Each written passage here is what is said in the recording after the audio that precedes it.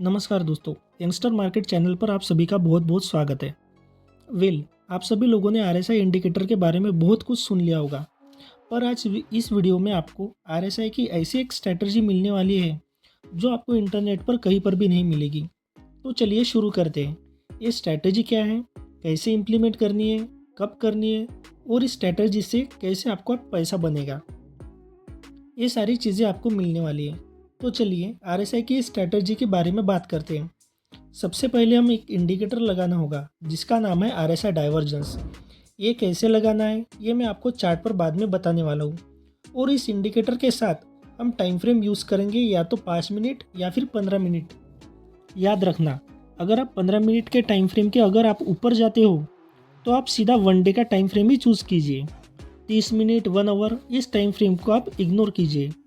हम इस वीडियो में रिलेटिव स्ट्रेंथ इंडेक्स आरएसआई के डाइवर्जेंस के साथ हम कैसे ट्रेडिंग कर सकते हैं ये समझेंगे। और आरएसआई का डाइवर्जेंस देखने के लिए हम जो इंडिकेटर यूज़ करने वाले हैं उसका नाम आरएसआई डाइवर्जेंस इंडिकेटर है। इस इंडिकेटर के साथ शॉर्ट टर्म ट्रेडिंग के लिए हमारा टाइम फ्रेम 5 मिनट और 15 मिनट का रहेगा। और अगर आप इस स्ट्रैटेजी के साथ लॉन्ग टर्म ट्रेडिंग करना चाहते हो तो चार्ट पर 1 डे का हमारा टाइम फ्रेम रहेगा। तो चलिए डायरेक्टली हम चार्ट पर चलते हैं और स्ट्रैटेजी को भी हम वहीं पर समझते हैं। और सबसे पहले चार्ट पर आरएसआई डाइवर्जन इंडिकेटर कैसे लगाते हैं ये भी हम चार्ट पर समझते हैं। ओके, तो हम अभी यहाँ पर चार्ट्स पर आ गए हैं। सबसे पहले आपको इंडिकेटर सेक्शन में जाना है और यहाँ पर आपको सर्च करना है आरएसआई डाइवर्जेंस। तो आपको यहाँ पर दिख रहा होगा आरएसआई डाइवर्जेंस इंडिकेटर। आपको उस पर क्लिक करना है और ये इंडिकेटर नीचे लग जाएगा। इस इंडिकेटर की एक खास बात है कि आपको आरएसआई पर डाइवर्जेंस ढूंढना नहीं पड़ेगा। ये इंडिकेटर आपको सीधा बताएगा कि यहाँ पर बुलिश डाइवर्जन है या फिर बेरिश डाइवर्जन है। कैंडल क्लोज होने के बाद ये इंडिकेटर बुलिश या फिर बेरिश सिग्नल देता है। अब देखिए, किसी भी कैंडल के 4 पार्ट्स होते हैं, first open, second high, third लो और फोर्थ क्लोज। आप यहाँ पर देख सकते हैं ये हमारा क्लोजिंग के ऊपर बेस इंडिकेटर है। अब चार्ट पर आप देख सकते हैं इंडिकेटर ने हमें इस रेड कैंडल पर बुलिश सिग्नल दिया है। अब जिस रेड कैंडल पर हमें बुलिश डाइवर्जन मिला है उस रेड कैंडल के क्लोजिंग पर हम एक हॉरिजॉन्टल लाइन ड्रॉ करेंगे। अब हमने हॉरिजॉन्टल लाइन तो ड्रॉ कर ली, अब हमें क्या करना है, हमें वेट करना है कि इस हॉरिजॉन्टल लाइन के नीचे कोई रेड कैंडल क्लोजिंग करे। तो यहाँ पर आप देख सकते हैं इस हॉरिजॉन्टल लाइन के नीचे कंटिन्यूसली 2 रेड कैंडल्स ने क्लोजिंग दी है। अब रेड कैंडल की हॉरिजॉन्टल लाइन के नीचे हमें क्लोजिंग तो मिल गई। अब हमें वेट करना है और देखना है कि किस हॉरिजॉन्टल लाइन के ऊपर जो फर्स्ट ग्रीन कैंडल क्लोज होगी हमें वहीं पर एंट्री लेनी है।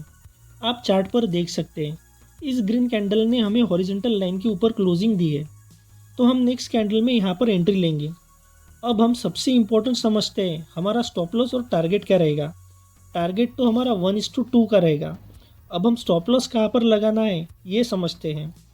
इस हॉरिजॉन्टल लाइन को ग्रीन कैंडल ने अपसाइड ब्रेक करने से पहले जो हमारा लोएस्ट पॉइंट था वो हमारा स्टॉप लॉस होगा।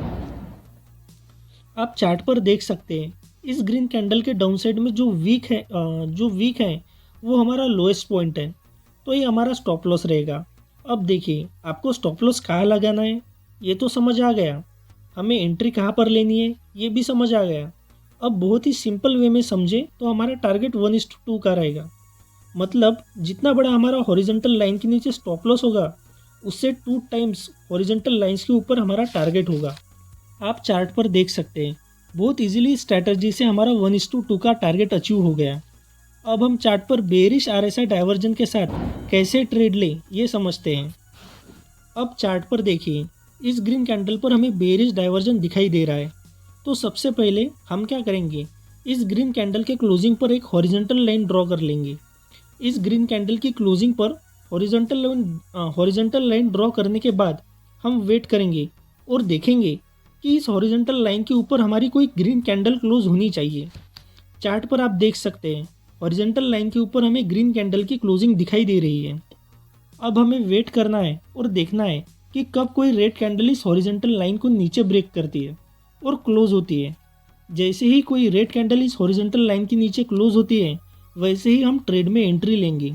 और हॉरिजॉन्टल लाइन के ऊपर जो हमारा हाईएस्ट पॉइंट है वो हमारा स्टॉप लॉस रहेगा। और जितना हमारा हॉरिजॉन्टल लाइन के ऊपर स्टॉप लॉस का डिस्टेंस होगा, उससे 2 टाइम्स ज़्यादा हमारा हॉरिजॉन्टल लाइन के नीचे टारगेट होगा। और आप चार्ट पर देख सकते हैं, जैसे ही रेड कैंडल इस हॉरिजॉन्टल लाइन के नीचे क्लोज हुई, हमने ट्रेड में एंट्री ली और हमारा 1:2 का टारगेट बहुत इजीली अचीव हो गया।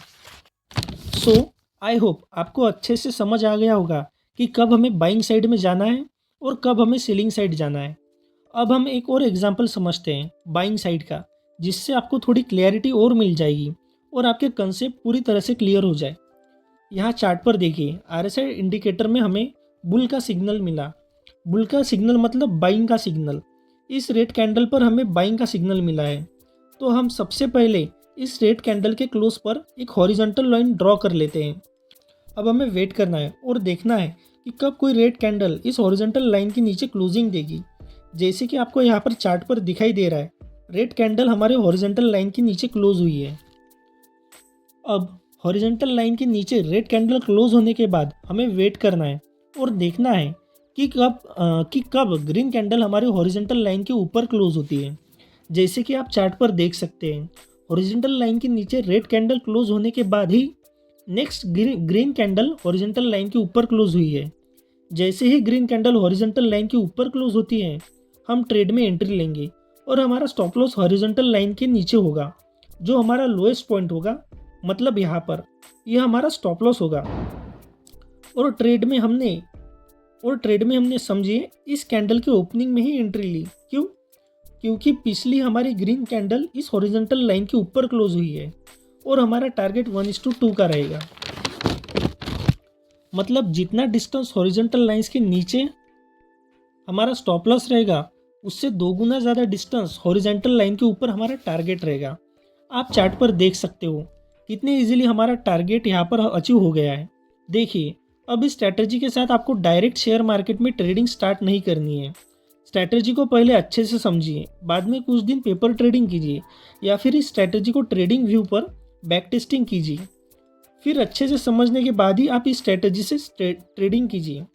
अब एक पॉइंट समझिए, देखिए हमें इंडिकेटर पर यहाँ पर एक बाय सिग्नल मिला, तो हमने इस कैंडल की क्लोजिंग पर हॉरिजॉन्टल लाइंस ड्रॉ कर ली।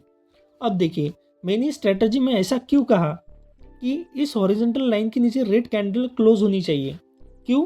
क्योंकि मार्केट बहुत बार लोगों को डराने या फिर धमकाने के लिए कह दीजिए या फिर रिटेस्ट कह लीजिए, इसके लिए नीचे आता है। इसके बाद जब मार्केट हॉरिजॉन्टल लाइन के ऊपर गया और हॉरिजॉन्टल लाइन के ऊपर ग्रीन कैंडल ने क्लोजिंग दी, तब हमने ट्रेड में एंट्री ली। इस स्ट्रैटेजी से लॉन्ग टर्म ट्रेडिंग भी कर सकते हैं, 1 डे टाइम फ्रेम के साथ, और BTST जैसे ट्रेड भी ले सकते हैं 15 मिनट टाइम फ्रेम के साथ। Thank you. अगर आपको मेरी ये वीडियो अच्छी लगी हो तो वीडियो को लाइक और चैनल को सब्सक्राइब ज़रूर कीजिए। धन्यवाद।